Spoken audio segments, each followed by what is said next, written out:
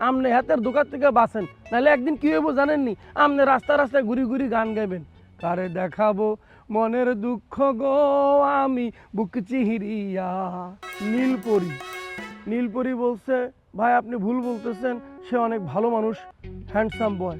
বাবুরে, আপনার আইডি দেখি মনে হয় নীলপরি মানে আপনি একজন মাইয়া মানুষ। কেন আর বুঝে গেছি, বুঝে গেছি তো।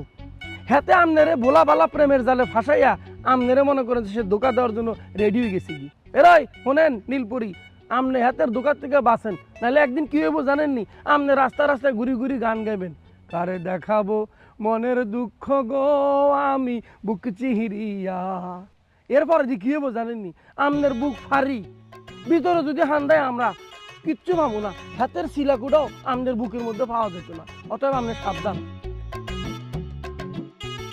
ভাই আপনাদের কাছে একটা রিকোয়েস্ট করি, আপনারা যারে তারে পাইলে লাইক কমেন্ট শেয়ার দিয়া হাতের উর্ফে তুলিয়েন না। ভালো কাম যারা করে হাতের লগে থাকেন না কেন? আপনাকে দোষ কোনায়, আপনারা তো বিচার বুদ্ধি আছে তাই না? নেই? এই যে ধরেন আপনাদের সামনে আছে Raj multimedia Facebook page and YouTube channel, হাতেরা ভালো ভালো কাম করে, সমাজ নিয়ে ভাবে, প্রবাস নিয়ে ভাবে, হেতগো লাইক কমেন্ট শেয়ার করিয়া হেতগো লগে থাকেন। এর এমনি শয়তানের লগে থাকিয়া আপনারা কি করতেন? কিচ্ছু করতেন না। আরো দুই একটা সিটার পাট পারে আপনারা বড় করে তুলবেন।